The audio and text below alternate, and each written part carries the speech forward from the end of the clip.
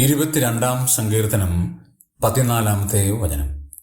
ഞാൻ വെള്ളം പോലെ തൂകിപ്പോകുന്നു. കർത്താവായ യേശുക്രിസ്തുവിന്റെ മരണം പ്രവചനാത്മാവിൽ ദാവീദ് പ്രവചിക്കുന്നതാണ് 22 സങ്കീർത്തനത്തിന്റെ കേന്ദ്ര വിഷയം.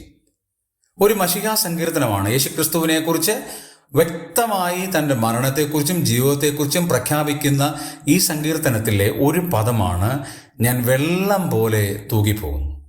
എന്തുകൊണ്ടാണ് അങ്ങനെ ഒരു ആലങ്കാരിക പ്രയോഗം അവിടെ ഉപയോഗിച്ചിരിക്കുന്നത്? വെള്ളം അനേകർക്ക് ദാഹശമനമാണ്. ആത്മീക ദാഹത്തിന് ഉതകുന്നതാണ് കർത്താവിൻ്റെ ജീവൻ.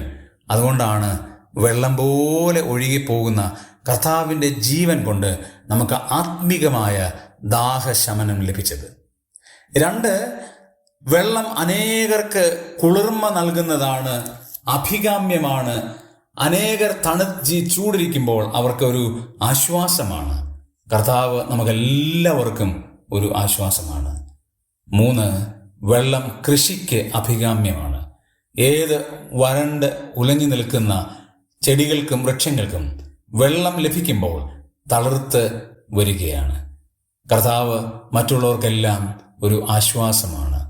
നല്ല കടുത്ത വേനലിലും കർത്താവിൻ്റെ കൃപ ആത്മീകമായി നമുക്ക് ലഭിക്കുന്നത് നമ്മുടെ ആത്മീയ വളർച്ചയ്ക്ക് കാരണമാണ്. വെള്ളം പോലെ തൂകിപ്പോയ കർത്താവിൻ്റെ കൃപ എത്ര വലുതാണ്! നമുക്ക് കർത്താവിനെ ആരാധിക്കാം, സ്തുതിക്കാം.